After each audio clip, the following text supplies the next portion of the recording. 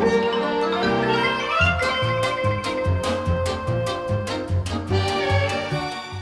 everybody, it's Chris Eads, Wootini over at GayGamer.net, here with another weekly video podcast. As you might suspect, I am still completely and hopelessly addicted to Fantasy Life on the 3DS. I did write an article for GayGamer.net where you can read my impressions if you want more than what I've been saying in these. I did write up an article. I did write down my impressions on the game. I did not do a review because I still feel like I'm only just past the halfway point of the game, and to review a game I feel like you need to I've finished the game so that you can review it properly. So I only did impressions after 15 and a half hours of gameplay. But I wasn't going to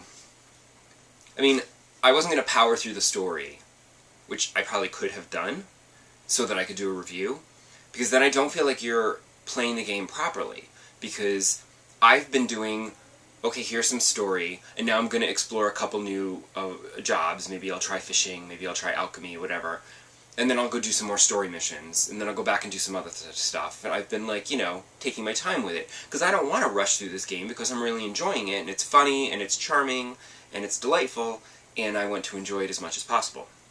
So I'm not powering through the story just to do a review for the site. Impressions will work just fine, because I'm pretty sure that after 15 and a half hours I've been loving it completely, and I'm pretty sure that when I reach the end of this game, it's not likely to completely screw it up. I mean, it could. It could, and I'll tell you all when if that happens, but I don't think it will. It's still delightful. I recommend you check it out if you like charming RPGs. I have tried some new jobs to see what they're all about. I tried alchemy because I wanted to make my own health potions, and it turns out it's actually really good, because if you do the alchemy is like a little mini game where you move between 3 stations and either mash the button or time the button press correctly or just hold it down, and you have to scooch between them and do them just right, and if you do it all just right and you get a good score, then the health potion you make will actually be better, and it'll do better, it'll give you more health than a standard one that you'd buy in the store. So if you're actually good at the minigame and you time everything correctly, you can make better products yourself than what you'd buy in the stores. So that's really helpful. And for the same reason, I recently decided to try blacksmithing, because I'd been mining all this ore, and while some ores are used in alchemy, it's mostly used in blacksmithing, where you make weapons and armor and tools.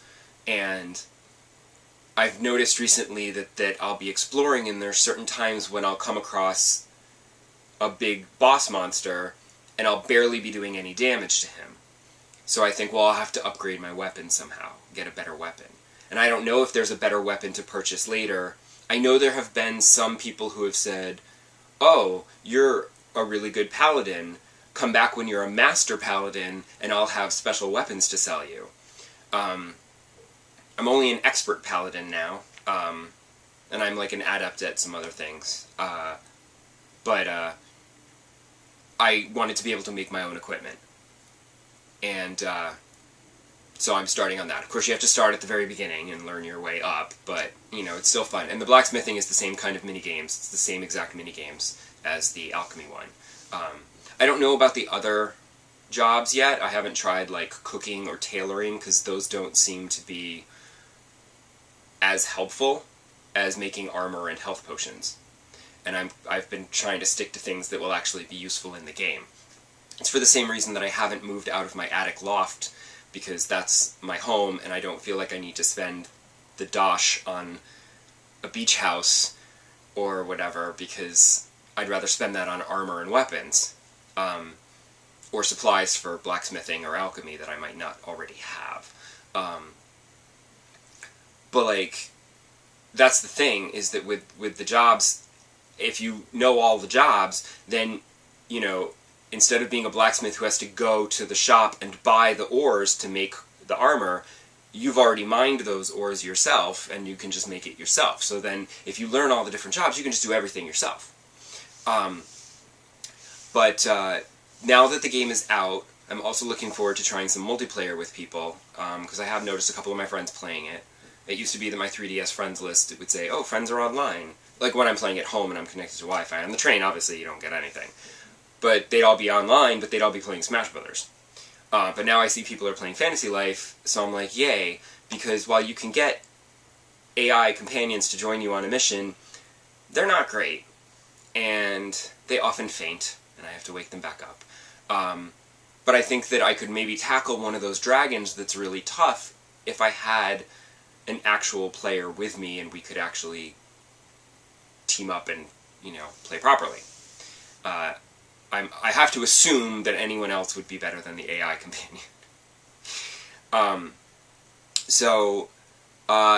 Definitely check out Fantasy Life, and I will continue talking about it because there are a bunch. I think I've only tried about half the jobs. I need to try the other half to see what they're all about. I would like to try now I know that I'm going to need wood for my blacksmithing sometimes. I've had to go buy it. So now I'm thinking maybe I'll try carpenter so that I can get my own wood. Because also it's like the ores, you see trees everywhere that you can cut down. So that way I can get my own wood and not have to buy it.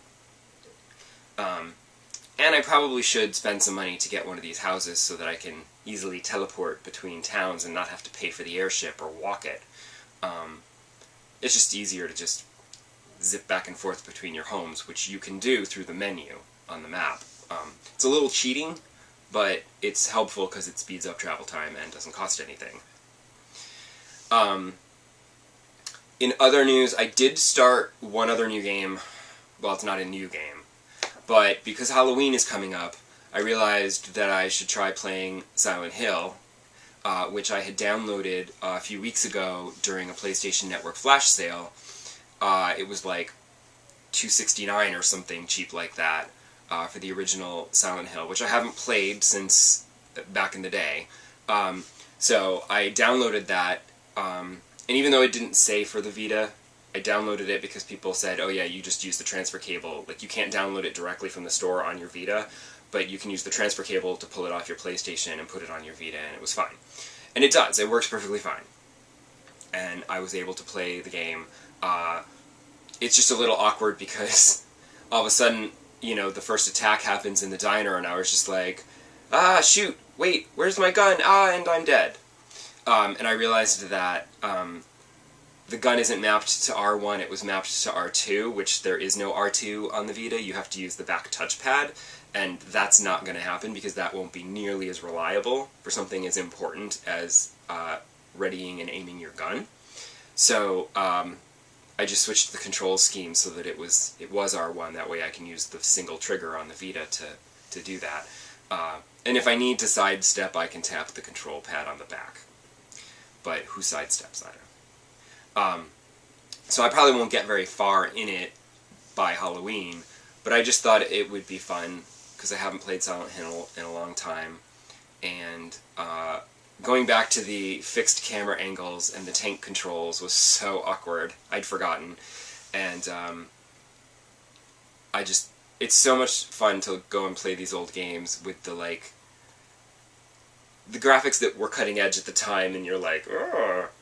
And the voice acting, which is like super awkward, you know. I mean, obviously later games improved upon that, but it's like Resident Evil 1 with the Master of Unlocking and all that, and it's just cheesy fun. So that's my Halloween game for this year, I think. What's yours? Are you playing anything scary specifically for Halloween, or are you just playing your normal regular games? Let me know in the comments, and maybe that'll be a good scary game for me to play next time. And I will see you here next week, and I'll probably talk more about Fantasy Life, but I'll try to talk about something else as well, I promise. See you then.